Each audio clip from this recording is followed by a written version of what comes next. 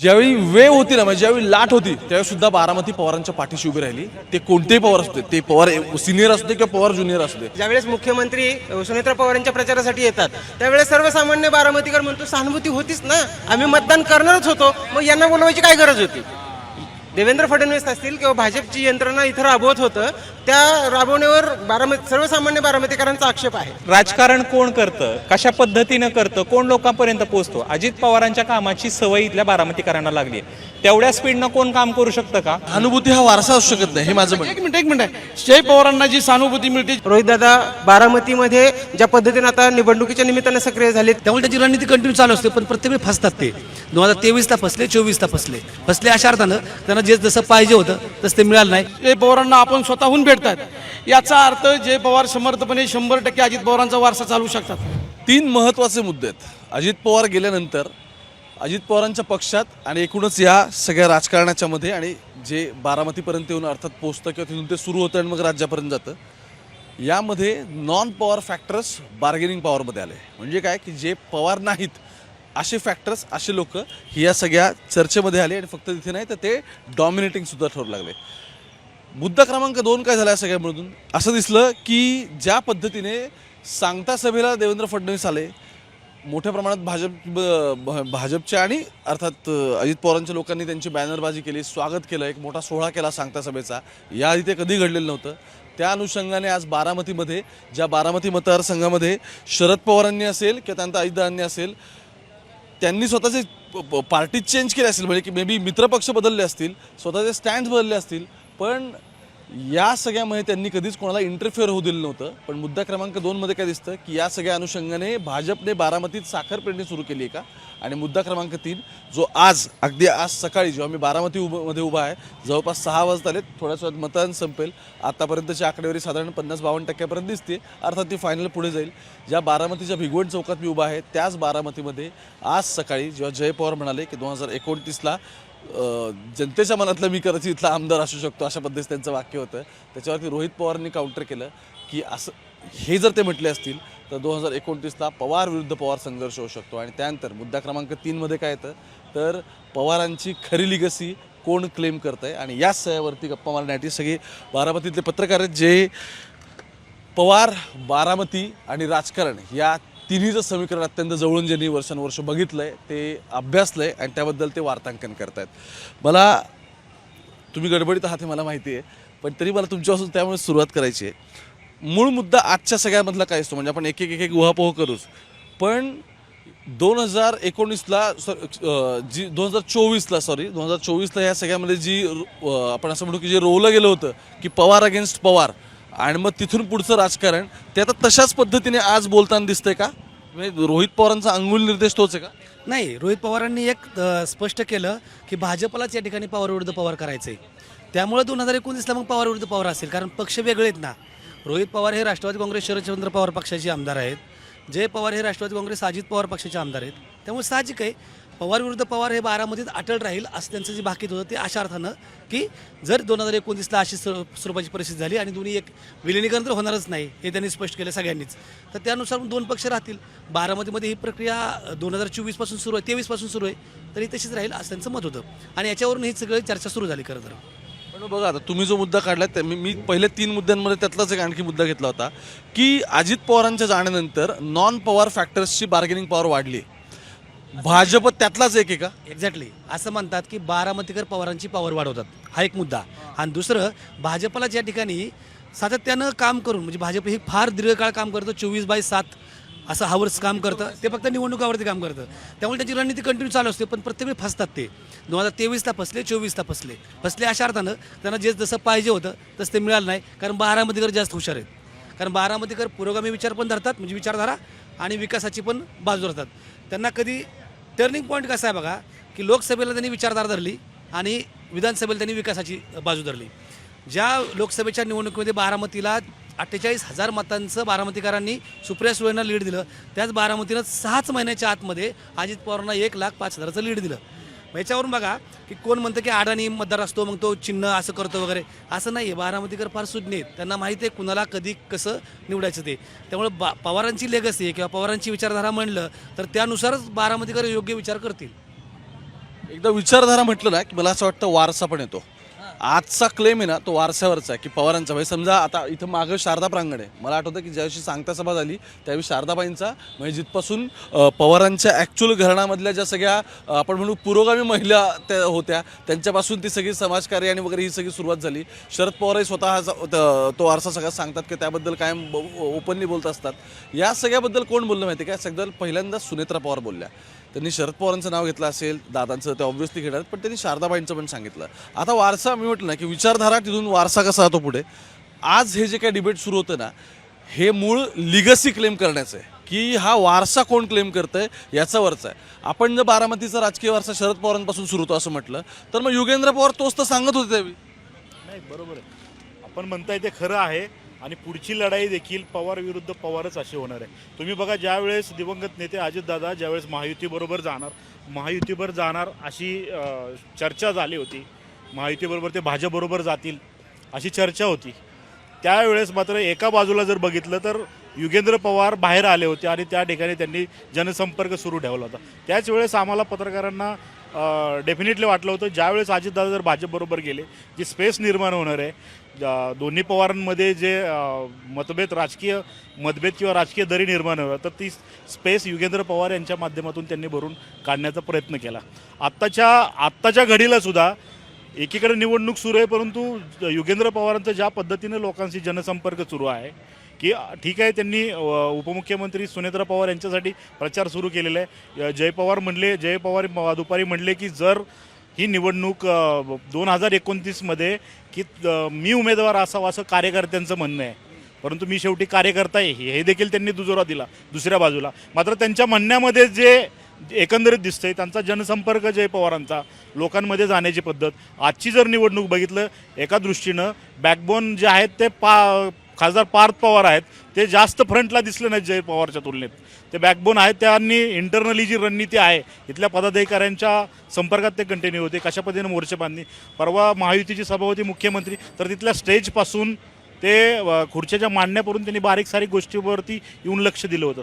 मात्र दुसरीकडं मात्र ह्या निवडणुकीमध्ये जय पवार प्रत्येक गावांमध्ये जाऊन त्या पद्धतीनं ते मिक्स होऊन ज्या पद्धतीनं ते कॉन्फिडन्सनी पुढे जात आहे त्यामुळे त्यांची 2029चा जो म्हणजे इनडायरेक्टली तयारी आता दिसते.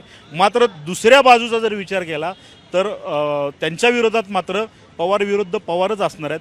भाजपचं एक आहे बारामती लोकसभा मतदारसंघामध्ये नेहमी भाजपनी ताकद लावण्याचा वेगवेगळा प्रयत्न केला.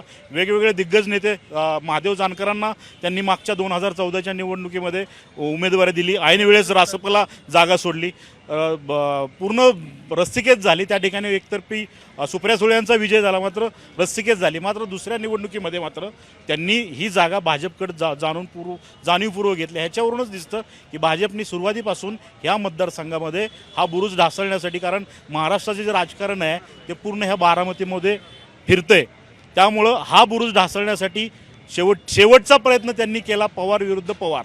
शेवटी लोहा लोहे को काटता आहे हे तत्त्व त्यांनी लोकसभेमध्ये अवलंबलं. मात्र ते खरं सुज्ञ बारामतीकर आहेत. म्हणजे तसं बारामतीकरांनी म्हणजे हे शरद पवारांचा मान राखला आणि सुप्रिया सुळेंना निवडून दिलं. मात्र बारामती विधानसभेचा जर विचार केला आपण 2029चा तर या ठिकाणी पवार विरुद्ध पवार अशीच लढत होईल. भाजप ह्या दृष्टीने ही सगळी चाचपणी करते असं मला वाटतं. तुम्ही जो मुद्दा वारसा आणि विचाराचा धरतोय तर वारसा हा विचाराने येतो असं म्हणतो. म्हणजे वारसा आणि विचार हे वेगवेगळे जर धरले तेच पण वारसा विचाराने येतो पण हा विचार विकासाच्या मुद्द्यावरती चालतो. आता तुम्ही ज्यावेळेस वारशाचा विचार म्हणजे वारशाचा मुद्दा मांडताय त्यावेळेस आत्ता जर बघायला गेलं तर जय पवारांच्या बाबतीत प्रचंड सहानुभूती आहे. म्हणजे जय पवार म्हणजे सुनेत्रा पवार आणि एकूण अजित पवारांचं कुटुंबीय, कारण अजित पवारांनी 35 वर्ष या ठिकाणी सगळं पेरलेलं आहे आणि ते इतक्या मोठ्या प्रमाणावर आहे की लोक त्यांना विसरू शकत नाहीत. आता हीच अजित पवारांची लेगसी कोण चालवतो? माझं असं परत म्हणणं आहे सहानुभूती हा फॅक्टर सरकमस्टन्शियल आहे, तो परिस्थितीजन्य आहे. तो 2029 पर्यंत कसा करणार सांगतो मी. 3 महिन्यामध्ये परिस्थिती बदलते. 3 महिन्यामध्ये लोकसभा विधानसभा 3-4 महिन्यामध्येच फरक पडला ना. तर असं आहे की ही जी लेगसी आहे याचा विचारांचा वारसा आहे तो चालवायचा असेल तर तो विकासाच्या माध्यमातून चालवा लागेल. लोकांना आता विकासाची प्रक्रिया अजित पवारांनी लावलेली सवय आहे. आता गंमत बघा, अजित पवार सकाळी पहाटे 6 वाजल्यापासून पण काम करत होते, रात्री 11-12 वाजेपर्यंत काम करत होते. त्याचबरोबर शनिवार रविवार असू द्यात अजित पवारांनी कधी सुट्टी घेतली नाही. आता जे नेते म्हणतात ना की 18 तास काम करतात, 24 तास काम करतात, 12 तास काम करतात, वर्षात सुट्टी घेतली नाही, हे सगळं तोतांड आहे असं माझं मत आहे. ज्यांनी अजित पवारांना पाहिले ना ते कधीच म्हणजे मान्यच करणार नाहीत. अजित पवार हे 24 तास काम करणारे नेते होते. आणि गंमत अशी आहे की आता वारसा जर ठरवायचा असेल तर त्या वारसदारांना असंच काम करावं लागेल. त्याचं कारण असं आहे सर की आत्ता आत्ता बारामतीचा सुनेत्रा पवारांचा जो विजय आहे ना तो देशातला न भूतो असा विजय असणार आहे. कारण ते लीड भारतातलं सर्वाधिक लीड असणार आहे अशी आत्ताची परिस्थिती दिसते. ते जर लीड तशा स्वरूपाचं असेल तर गाव पातळीवरती एखादा पॅनल आपण पाहिला त्याला जर प्रचंड मताने नकारात्मक अँटी इन्कम्बन्सीने निवडून दिलं तर नंतर तेच लोक त्यांच्यावरती प्रचंड अपेक्षा धरून टाकतात. ज्यावेळी जास्त मताने निवडून येईल त्यावेळी अपेक्षा जास्त असतील आणि अपेक्षा जास्त असल्या की अपेक्षा भंग पण तेवढ्याच तीव्रतेने होतो.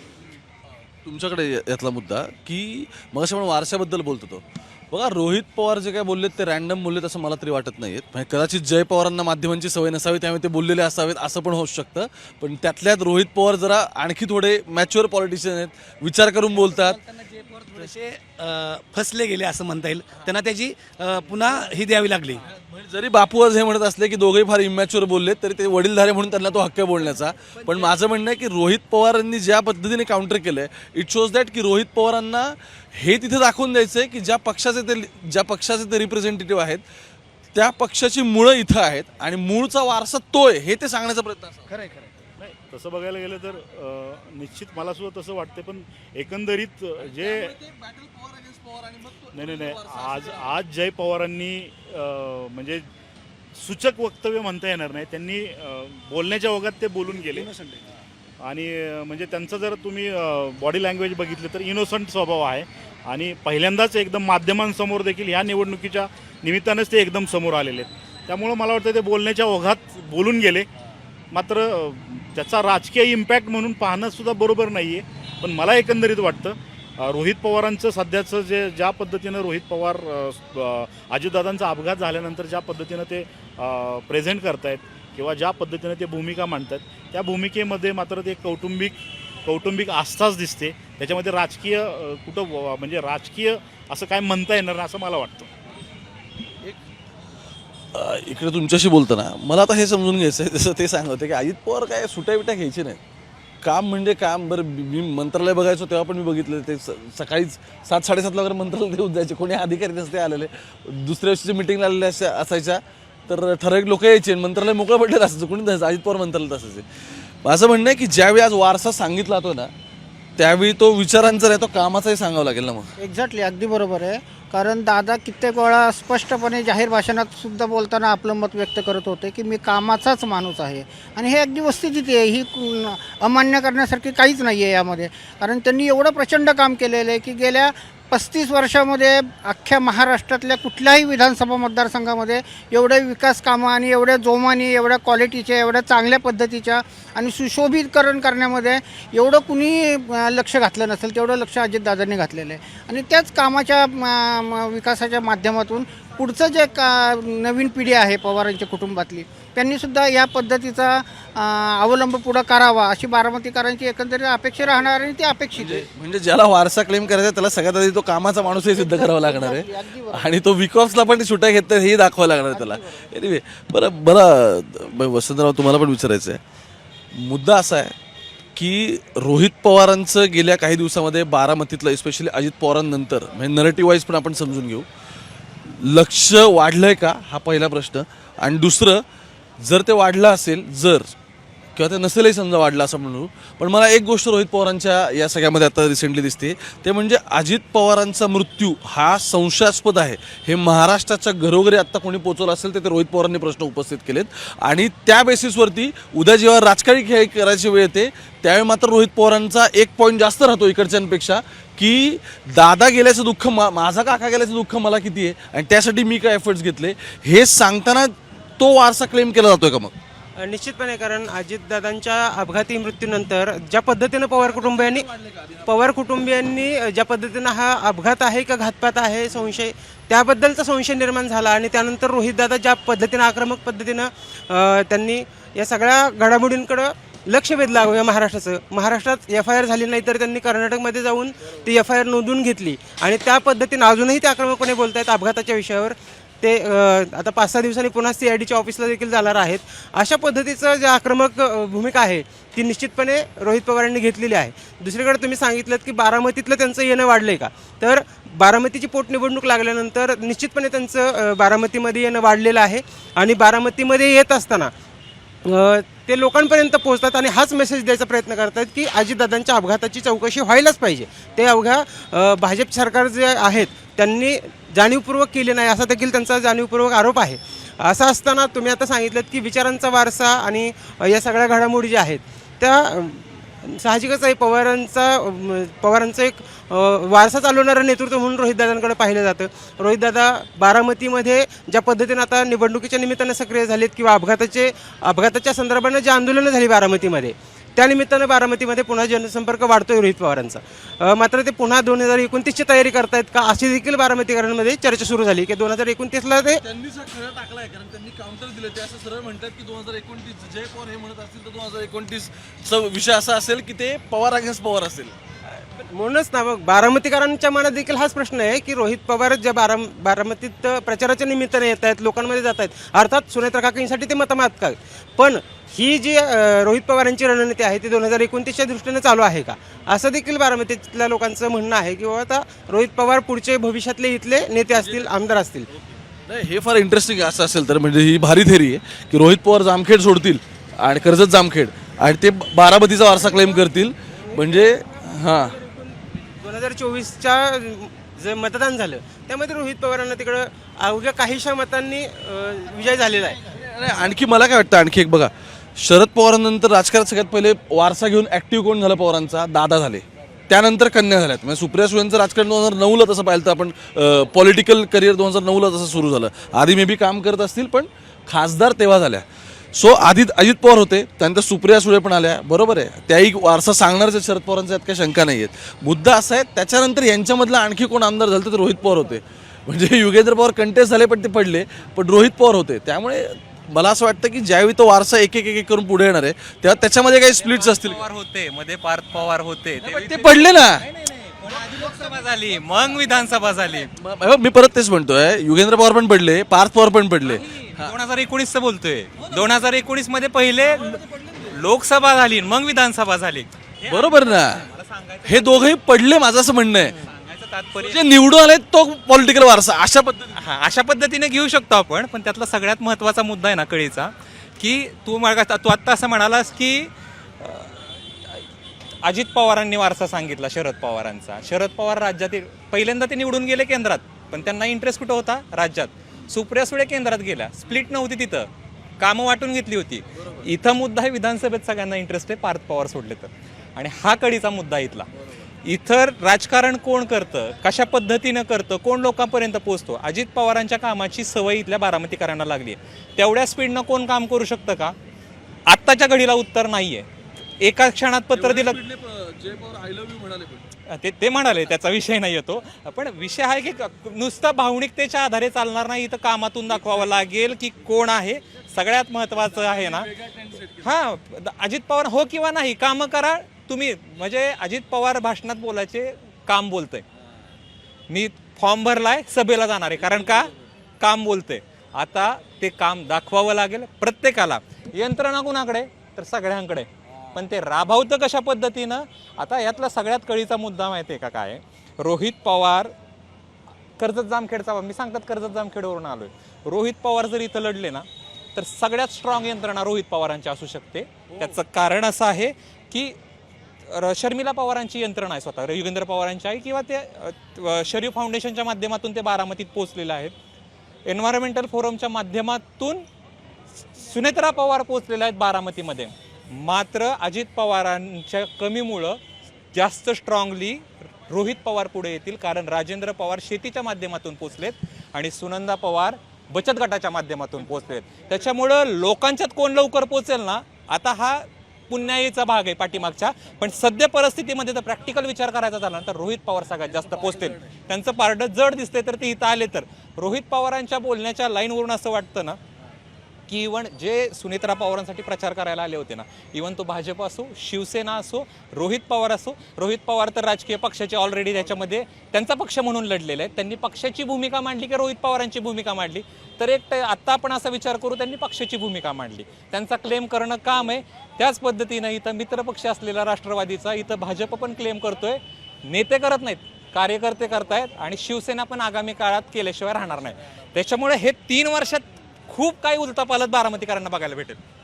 जयदीपने मुद्दा काढला होता, म्हणजे जो मी सुरुवातीला घेतला होता, की या निमित्ताने म्हणजे सांगता सभेला देवेंद्र फडणवीस यांनी उपस्थित राहून ते कोणती लेगेसी क्लेम करतात. अजित पवार माझे जवळचे मित्र होते, अजित पवार सुद्धा कामं करायचे, त्यांच्यासाठी कुठली सरकारमध्ये असेल तर आम्ही दोघांनी महायुतीत एकत्र येऊन कामं केली.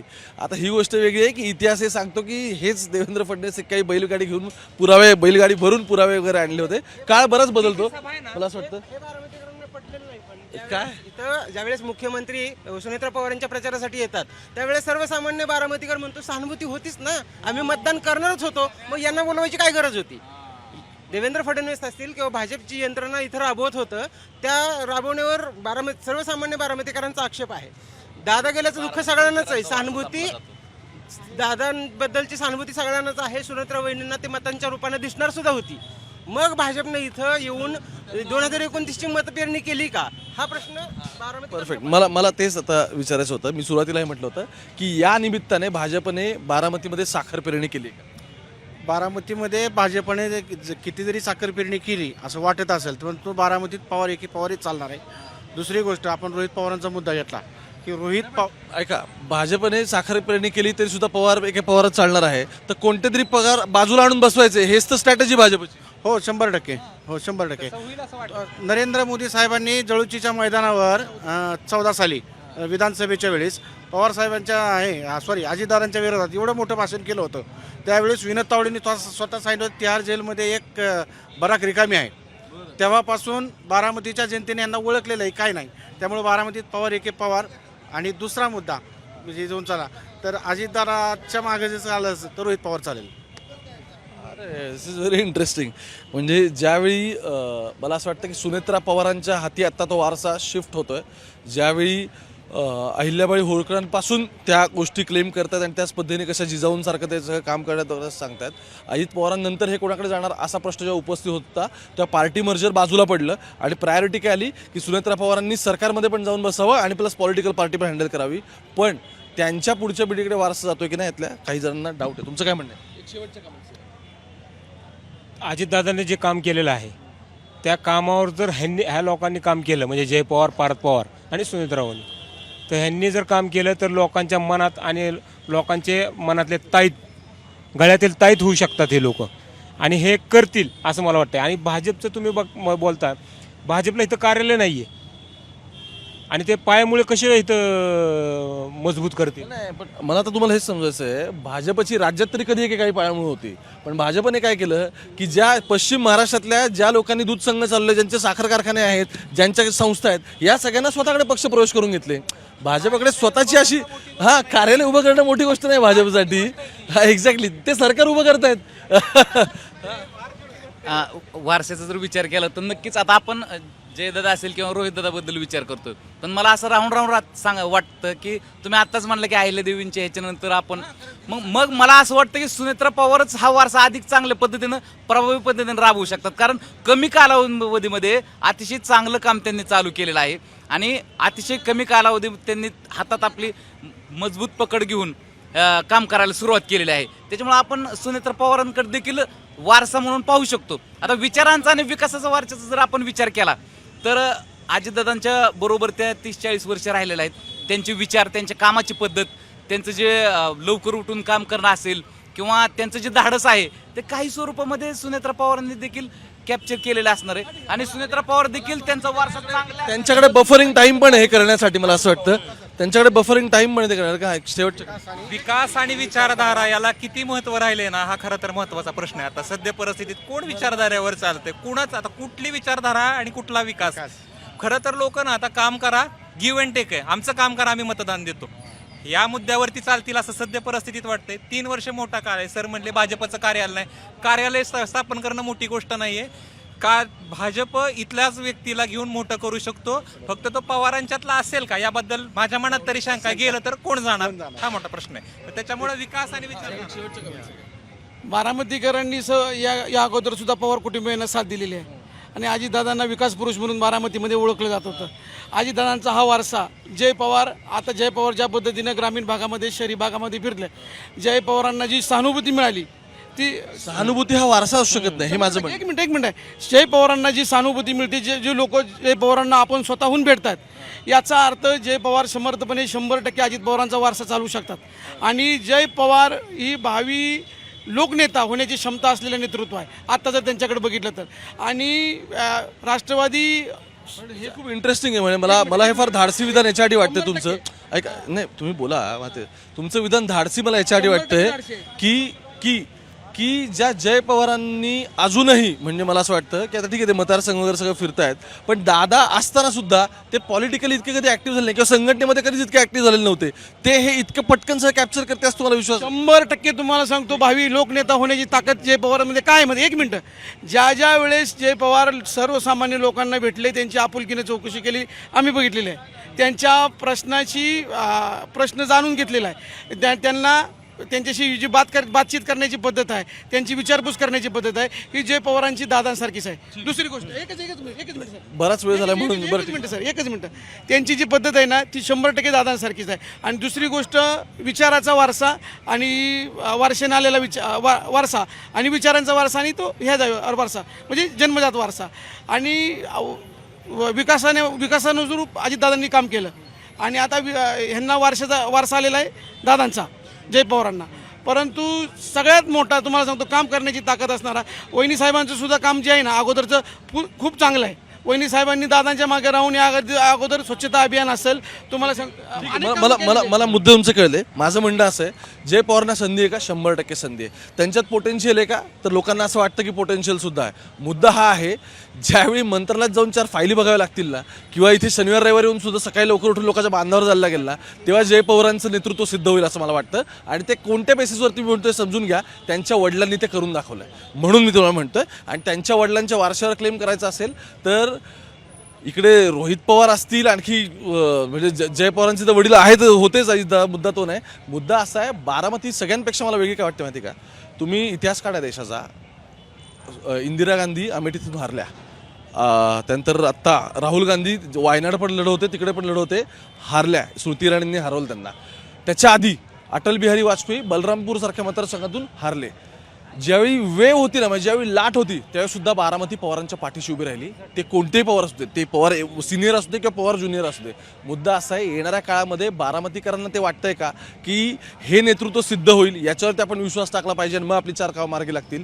या प्रश्नाचं उत्तर आम्ही पत्रकार नाही, वेळ देणार आहे. त्यामुळे थोड्या वेळेस थांबा, हळूहळू एक एक गोष्ट क्लिअर होत राहील. बाकी मुंबई तक बघत राहा. कॅमेरा पर्सन गोपाळसोबत मी ओमकार, बारामतीतून.